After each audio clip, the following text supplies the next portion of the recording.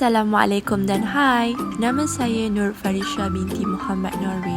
Saya berusia 20 tahun. Saya berasal dari negeri Kelantan. Saya merupakan pelajar ijazah sarjana muda pendidikan fizik di Universiti Teknologi Malaysia. Tujuan video ini adalah untuk tugasan individu demonstrasi pengajaran bagi subjek pembelajaran sains dan matematik. Sebelum saya mulakan, saya ingin mengucapkan terima kasih kepada Puan Marlina kerana telah banyak memberi tunjuk ajar untuk saya menyiapkan tugasan ini.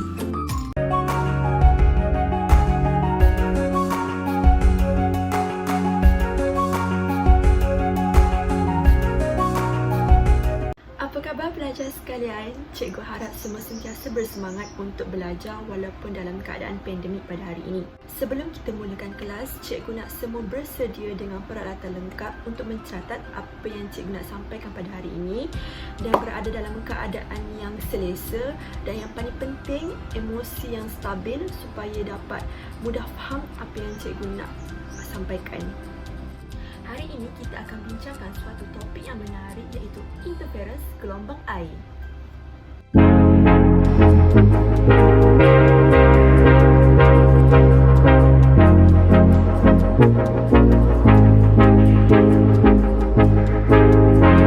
Standard pembelajaran untuk topik ini adalah menyatakan prinsip superposisi, menerangkan interference gelombang, melukis corak interference, menyelesaikan masalah melibatkan formula lambda sama dengan AX per D.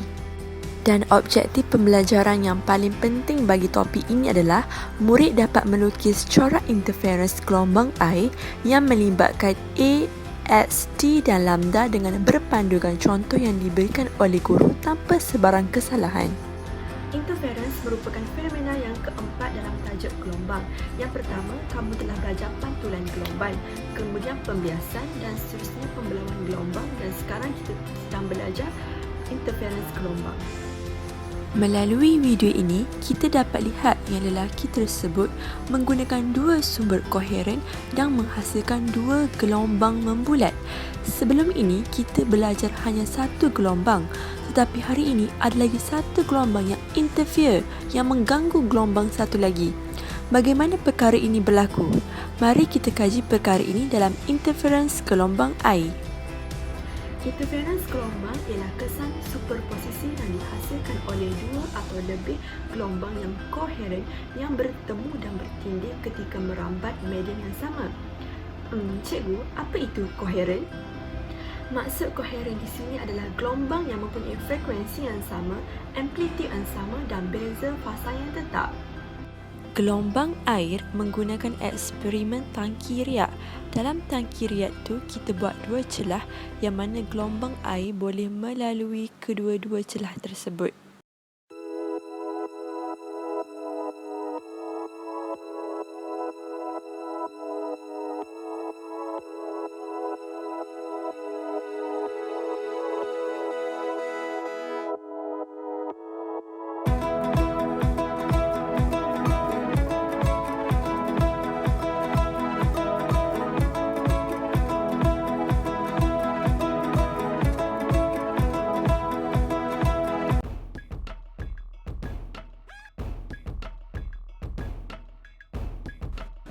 Jadi ini merupakan lukisan bagi corak interference gelombang air.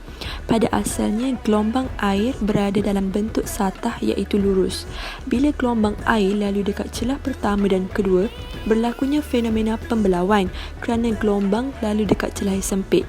Bila gelombang lalu dekat celah, bentuk gelombang bertukar menjadi membulat. Tujuan dua gelombang ini dibuat supaya menghasilkan koheren. Jadi interference itu berlaku apabila gelombang koheren yang atas dan bawah bertemu ataupun berlanggar dan mengalami superposisi. Superposisi bermaksud pelanggaran di antara gelombang koheren pertama dan kedua. Ada dua jenis kesan superposisi iaitu interference membina dan interference memusnah. Dalam interference membina, ada dua kemungkinan, iaitu bahagian puncak bertemu dengan puncak ataupun bahagian lembangan bertemu dengan lembangan. Bahagian puncak bertemu dengan puncak menjadi positif 2A, manakala bahagian lembangan bertemu lembangan menjadi negatif 2A. Kesannya, superposisi itu menjadi 2 kali ganda.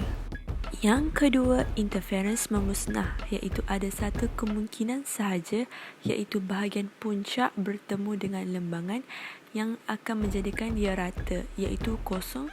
Faktor interference gelombang adalah yang pertama, jarak antara sumber yang koheren. Yang kedua, jarak pemisah di antara dua garis antinot berturutan atau dua garis not yang berturutan. Yang ketiga, jarak serenjang di antara dua sumber gelombang dengan kedudukan di mana X diukur.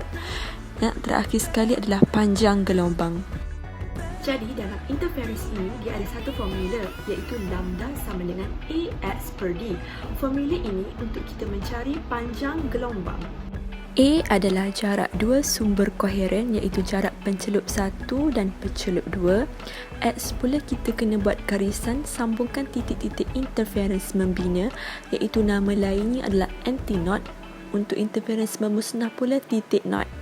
Jadi kita perlu ingat, sebab kadang-kadang dia tak panggil memusnah membina, dia panggil not antinot. Dan kamu akan lihat garis not dan antinot dia berselang-seli. Untuk mengira X ni, X adalah jarak dua garis antinot yang berturutan atau dua garis not berturutan. Sekarang kita nak kira D pula. D ini adalah jarak antara sumber koheren sampai ke X tadi.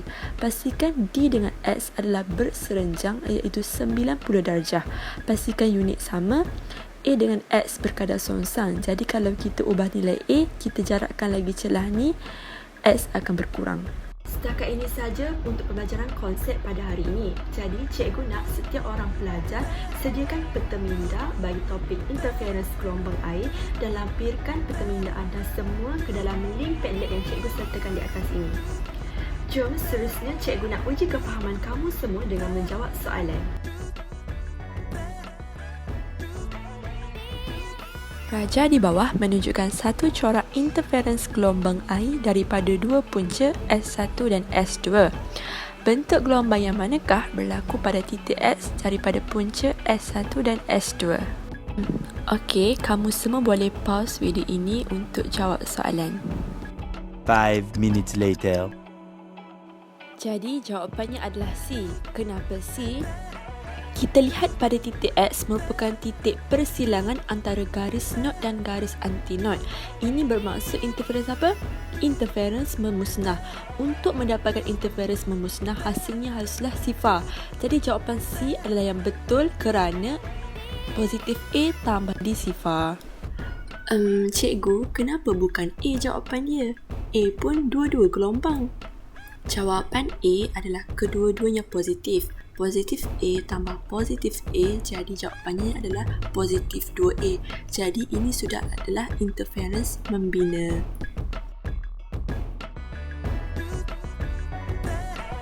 Antara nilai murni yang terdapat dalam pengajaran hari ini adalah: yang pertama adalah nilai patuh kepada arahan guru.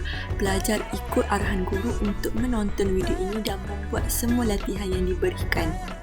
Yang kedua adalah nilai tekun. Pelajar tekun untuk belajar walaupun pembelajaran dilakukan secara atas talian. Yang ketiga, nilai bertanggungjawab. Pelajar melaksanakan tanggungjawabnya sebagai seorang pelajar walaupun pembelajaran secara tidak bersemuka. Akhir sekali, nilai perasaan ingin tahu pelajar terhadap topik baru pada hari ini, iaitu interference gelombang air. Sebelum video ini tamat, cikgu nak setiap pelajar untuk memberi refleksi terhadap pembelajaran pada hari ini dengan mengisi link di Google dokumen di atas. Okey, setakat itu saja untuk pembelajaran gelombang air. Jumpa lagi. It's easy to figure you out. If I can have you now, then easy's what I'm about. Do I want you or do I want the commitment?